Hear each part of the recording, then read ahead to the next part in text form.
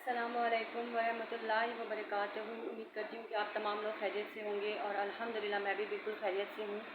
और ये वीडियो बनाने का मकसद जो है वो किसी टॉपिक को लेकर आज मैं नहीं आई हूँ अभी फ़िलहाल। और मैंने जो तकरीबन 2 या 3 दिन पहले एक वीडियो बनाई थी जो कि म्यूज़िकल वर्ड से रिलेटेड थी। तो उस म्यूज़िकल वर्ड के बारे में मुझे काफ़ी कमेंट्स आए हैं और ये जो वीडियो मैं बना रही हूँ ये उन कमेंट्स का जवाब देने के लिए ही बना रही हूँ। देखिए, मेरा जो चैनल है उसका मकसद सिर्फ़ और सिर्फ माशरे की ख़राबियों को हाईलाइट करना है। और मेरा मकसद ये है कि मैं जो है वो अपने माशरे के बच्चों को और बच्चियों को जो इस वक्त बेरारवी का शिकार है, एक मुस्लिम माशरे की बात कर रही हूँ मैं, मुस्लिम माशरे में रहने वाले बच्चों को जो लोग दूसरी की चीज़ों को अडॉप्ट कर रहे हैं उनके बारे में आगाही दूँ। ना कि मेरा मकसद ये है कि मैं किसी की बुराई करूँ। देखिए, मैं ग़ीबत करने के लिए यहाँ नहीं बैठी हूँ और मैंने जो भी बात कही है वो एक ऑथेंटिक बात है। किसी ने मुझसे पूछा, जिन्होंने अपना नाम मेरे ख़्याल में इस ग्रुप के मेंबर के नाम पर रखा हुआ है, उन्होंने मुझसे मेरी एजुकेशन के बारे में पूछा। तो एजुकेशन के बारे में पूछना तो आपको कोई राइट बनता नहीं है। और दूसरी बात ये कि मैं जो भी बात कहूँगी आपसे वो ऑथेंटिक होगी। देखिए, हमारा मसला इस वक्त हमारा मुल्क जिस मुश्किलात से दो चार है उसमें सबसे बड़ी वजह हमारी ये है कि हम हकीकत से आंखें चुराते हैं और हक़ बात कहने से डरते हैं। और मैं उन लोगों में से हूँ जो हक़ बात कभी भी कहने से नहीं डरूँगी। मेरा मकसद ये नहीं था कि मैं उनका किसी को दिल आज़ारी करूँ। मुझे इतना भी अंदाज़ा नहीं था कि हमारे माशरे में रहने वाले बच्चे और बच्चियाँ इनको इतना ज़्यादा एडॉप्ट कर चुके हैं कि ये बिल्कुल कबूतर की तरह आंखें बंद करके बैठे हुए हैं और इस ख़तरे को अपने अंदर ये समझ रहे हैं कि ये कोई ख़तरा नहीं है। आप यकीन कीजिए, ये एक बहुत बड़ा फितना है। मैंने अपने वीडियो में 2 अहादीस भी रखी थी। आपने उसके जवाब में मुझे कहा कि जी वो बहुत हार्ड वर्किंग है। देखिए, उन्होंने जो भी हार्ड वर्क किया होगा या किसी चीज़ के लिए भी किया, हमें उनसे कोई इसलिए मतलब नहीं होना, उनके हार्ड वर्क से हमें इंस्पायर नहीं होना चाहिए। हमें उन लोगों के हार्ड वर्क से इंस्पायर होना चाहिए जो दुनिया और आखिरत दोनों में हमारे लिए भलाई करेंगे। अगर उन्होंने अपना हार्ड वर्क किया तो मैं उन बेचारों को यही कहूँगी कि भाई वो तो ईमान वाले हैं ही नहीं ना, अल्लाह को जानते ही नहीं है वो। तो जो लोग अल्लाह को जानते हैं वो अगर अल्लाह की नाफरमानी करने वालों को हार्ड वर्क कहेंगे, यहूद और नसारा से इंस्पायर होंगे, तो आप यकीन करें क़यामत की निशानियों में से है। क़यामत की निशानियों में से है कि आप जो है वो लड़का जो है वो लड़की की शमूलियत इख्तियार करना शुरू कर देगा, लड़की जो है वो लड़के की तरह दिखना शुरू कर देगा। जो मैंने अहादीस पढ़ी थी और आपको बताई थी, आप यकीन करें अगर आप उस स्पीच को मेरी दोबारा सुने तो आपको रियलाइज़ होगा कि नबी पाक सल्लल्लाहु अलैहि वसल्लम ने ऐसे लोगों के बारे में क्या कहा था।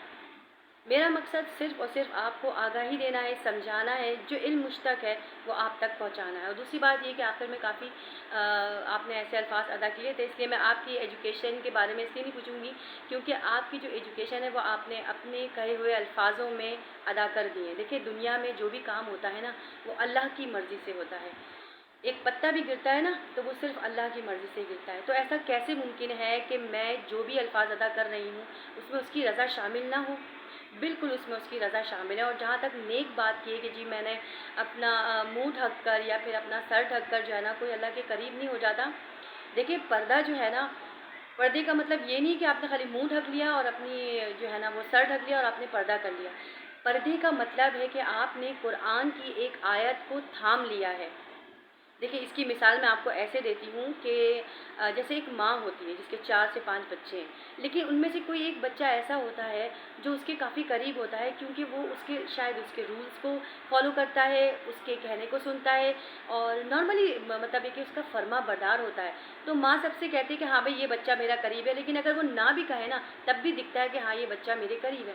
बिल्कुल इसी तरह हमारा रब है जो 70 माओं से ज़्यादा मोहब्बत करने वाला है। अगर कोई उसके करीब आने की कोशिश करे या उसके रूल्स को फॉलो करे तो वो उसका चहीता बन जाएगा और फिर वो उससे अपने काम कराएगा। मैं अपनी हर नमाज में दुआ करती हूँ कि अल्लाह ताला मुझसे दीन के काम करा ले अल्लाह पाक। और अल्लाह पाक ने मेरी दुआ ये ज़रूर सुन ली है और मुझे इस चैनल के थ्रू प्रोवाइड किया है कि मैं लोगों को समझाऊँ या लोगों को बताऊँ। और आप यकीन कीजिए, जब तक मैं वो काम खुद नहीं करती मैं कभी भी उसकी वीडियो नहीं बनाती।